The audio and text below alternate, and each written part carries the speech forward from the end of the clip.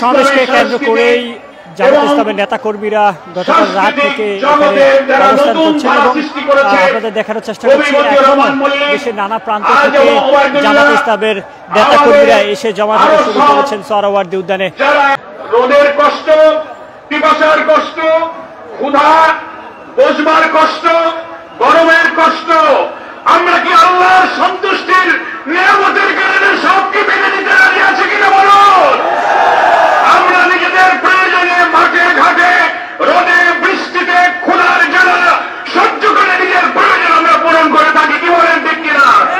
আজকে দিনের প্রয়োজন পূরণ করে মহান আল্লাহর কাছে প্রমাণ দিতে চাই যে আল্লাহ আমরা তোমার গোলাম, তোমার সব ফয়সালা আমরা রাজি আছি আলহামদুলিল্লাহ।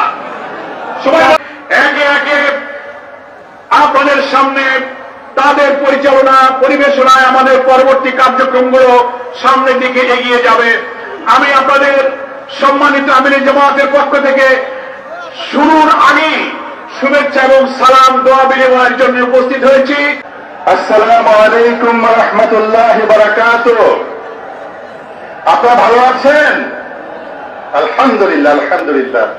কবি মতিউর রহমান মল্লিকের হাত ধরে যে সুস্থ সংস্কৃতি আন্দোলন শুরু হয়েছিল, সেই দীর্ঘ ৪৬ বছরের পথ চলায় আজকের এই সময় এসে সোহরাওয়ার্দী উদ্যানে যে উন্মুক্ত সাংস্কৃতিক অনুষ্ঠান হচ্ছে, আজকের এই সময় এসে লক্ষ জনতার যে মহামিলন হচ্ছে, এই মহামিলন যদি কবি মল্লিক দেখে যেতে পারতেন, এই মহামিলন যদি আমাদের অন্যান্য যারা সৃজনশীল মানুষ ছিলেন, আমাদের সম্প্রতি চলে যাওয়া আজম ওবায়দুল্লাহ, জাকিউল হক জাকি, এই দুই